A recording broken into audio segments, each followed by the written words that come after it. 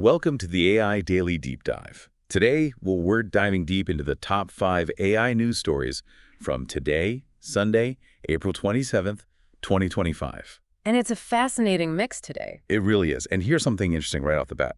This entire deep dive, all the research, pulling it together, even this script, it was actually researched and generated by AI. Which is pretty meta for an AI show. Exactly. Okay. Our goal is simple, really.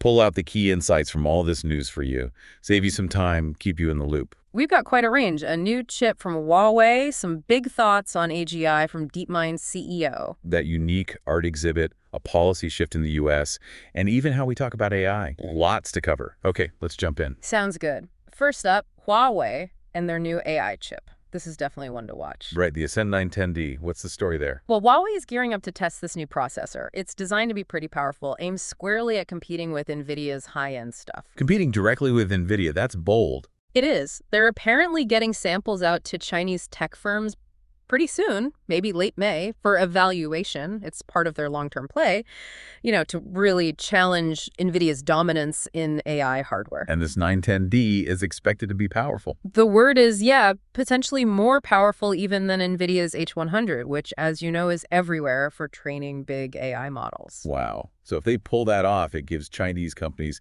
a serious domestic option. Exactly. And that's crucial, especially given the context. You mean the U.S. export restrictions? Precisely. The U.S. has put controls on advanced Nvidia chips like the B200 and H100 getting into China. The stated goal is to slow down China's tech progress, particularly anything with military potential. So Huawei developing its own powerful chip becomes even more significant in that light. Definitely. It feeds into that whole drive for technological self-reliance within China. And didn't they just announce something about their other chip, the 910C? They did. They're planning mass shipments of the Ascend 910C to Chinese customers starting next month. It just underlines this effort to reduce dependency on U.S. tech. But realistically, how tough is it to truly compete with Nvidia? They're so established. Oh, it's a massive challenge. Nvidia hasn't just built hardware. They've built this whole ecosystem around it. The software, CUDA, it's incredibly sticky. Right, the software is key. Hugely. Replicating all of that, it takes time and serious investment. But Huawei's progress here shows China is really determined to push forward in AI, restrictions or not. Okay, shifting gears. Story number 2 involves Google DeepMind's CEO, Demis Hassabis. Sounds like we're zooming out to the big picture. Yeah, this was from an interview looking at artificial general intelligence AGI, both the incredible potential and, well, the significant risks, and also the ethics around military AI use. AGI feels like it's gone from theoretical to potentially quite soon. That's a key point. Hassabis, like other top researchers, seems to think AGI within this decade is now a real possibility. That's a big shift from just a few years ago. And he's optimistic about what it could do. Very much so, in some ways. He talks about AGI tackling huge global problems, disease, climate change, energy, things like, discovering new cures or creating truly sustainable energy. His vision is for maximum human flourishing. That sounds amazing. But there's always a but with powerful tech, isn't there? There is. He discusses the downsides, too, like misuse by bad actors, think creating toxins, or manipulation by rogue states, and also the inherent risks of AI becoming more autonomous, maybe losing control. So the control problem. Yeah, the need for really robust guardrails. We need to be able to understand, interpret, and control what these systems are doing. Which brings us to the tricky topic of DeepMind working with militaries. That caused some controversy. It did. When Google bought DeepMind back in 2014, there was an agreement about no military use. But now they are selling tech to the U.S. and Israeli militaries. How does Hassabis explain that change? He basically points to the geopolitical situation being more dangerous now. He argues it's actually responsible to work with democratic governments in this environment. He does stress they stick to their ethical principles, weighing risks, respecting laws, human rights. It's a complex justification. It is. And he connects it to the fact that powerful AI, like open source models such as DeepSeek or Llama, is becoming more accessible anyway. So if the tech is out there, better to engage with governments on using it responsibly. That seems to be their argument. He specifically mentions helping governments with things like cyber defense and biosecurity, calling it almost a moral duty to support democratic values with their expertise. What about the fear that AGI might just develop bad intentions on its own? The rogue AI scenario. He acknowledges those concerns from the AI safety community. But he seems to lean towards caution and continued research rather than predicting inevitable doom. He admits there are unknowns, stresses careful development. His overall take is AGI can be a huge force for good, especially now, but it must be handled responsibly. Okay, from AGI's global implications to something quite different. An art exhibit in Brooklyn called Chat House. Yes. This one sounds really fun, actually. It's basically a co-working space, but it's filled with cardboard robots. Cardboard robots doing what? Mimicking co-working activities. Typing, maybe making coffee. It's by an artist named Nim Ben Reuven. It's meant as this kind of humorous commentary on AI changing creative jobs and, the whole displacement anxiety. So using humor to tackle a serious subject. Exactly. He apparently wanted to avoid making art that was just negative or overly critical, keep it light, spark conversation. He also sort of contextualizes it, saying, AI in art is a thing, but maybe not the biggest global issue we face. Interesting perspective. Why cardboard, though? Well, Ben Reuven has used cardboard a lot before, apparently even made a life-size airport terminal once. But here he suggests there's maybe a parallel between AI-generated art and cardboard. How so? Like, maybe AI art can seem impressive at first glance, but perhaps it lacks real depth or substance. He compared it to junk food. So the fragility of the cardboard robots kind of mirrors that idea. That's a clever metaphor. How are people reacting to He it? seems positive. He mentioned millennials and kids especially getting a kick out of the robots. It's in a window display right now, 121 Norman Avenue in Brooklyn, supposed to be there till mid-May at least. Maybe moving to a gallery later, though he joked about storage being an issue for cardboard art. I can imagine. So it's really about starting a conversation with a bit of fun. That's the goal, yeah.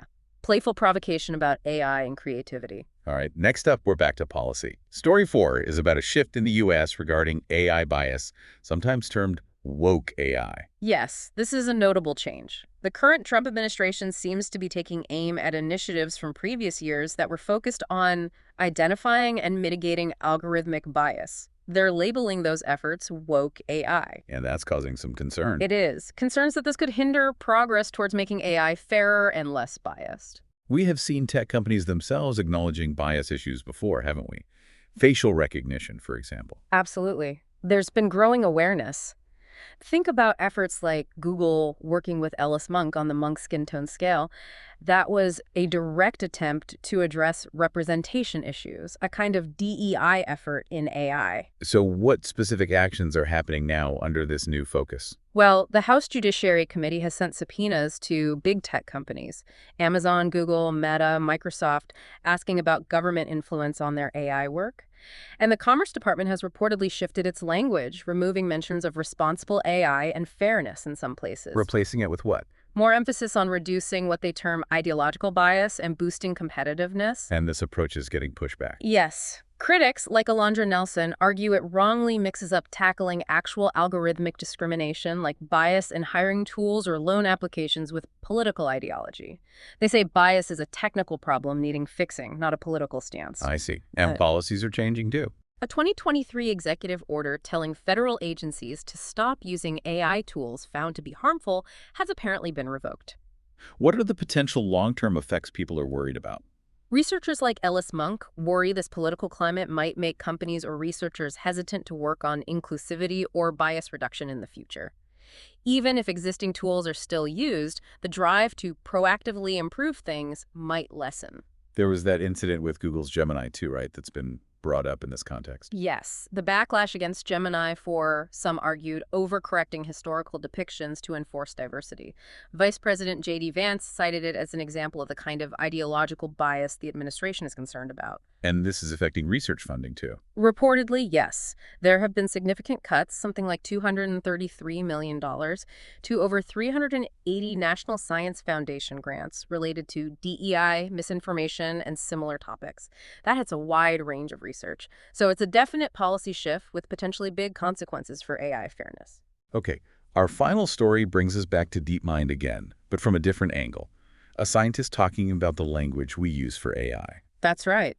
Murray Shanahan, who's a principal scientist there, he's basically saying our current words, tool, software, they just don't cut it anymore for describing things like large language models. So what does he suggest? He calls them exotic mind-like entities. Mind-like. That's a strong phrase. What does he mean by that? His point is that these LLMs have gone way beyond simple programming. They show these complex, emergent behaviors that really resemble cognition thinking, reasoning, understanding context, even though, he's very careful to say, they don't have consciousness or feelings like we do. So our old definitions just don't capture their sophistication. Exactly. They can generate nuanced, surprising responses that feel much more complex than just following instructions. Mind-like is his attempt to capture that simulated cognitive ability. And why does he think changing our language matters so much? He thinks it has big implications for how the public perceives AI, how we regulate it, how we even develop it. He warns that just calling them tools might make us blind to the real challenges. Like what challenges? Things like misinformation or the biases baked into them from their training data. He argues we can't just blame bad programming. We need to look at their underlying quasi-cognitive architectures, as he puts it. It requires a deeper analysis. So this isn't just semantics, it's about understanding what we're dealing with. Precisely. It fits into a broader trend in AI research looking at the philosophical and ethical side of things. And as AI gets woven into more critical parts of society, healthcare, education, even warfare, having the right words to talk about it becomes crucial. It affects policy, expectations, everything. That's Shanahan's core message. We need to update our vocabulary to shape sensible policies, set realistic expectations for the public, and guide AI's evolution responsibly. Well, that covers our 5 stories for today's AI Daily Deep Dive. Thanks for joining us on this exploration. It's quite a landscape, isn't it? From silicon chips battling for dominance To deep ethical debates about AGI, creative responses in art, major policy shifts, and even needing new words to describe the tech itself. It shows just how fast everything is moving. Absolutely. Covering all these different facets really highlights the complexity and the sheer pace of change. It really does. And maybe that last point from Shanahan is something to chew on. If these systems are becoming mind-like, what does that really mean for our responsibility as creators and users? How does that change how you think about the AI you interact with every day? Something to consider. A good thought to end on. Definitely. Thanks again for diving deep with us. Stay curious, stay informed.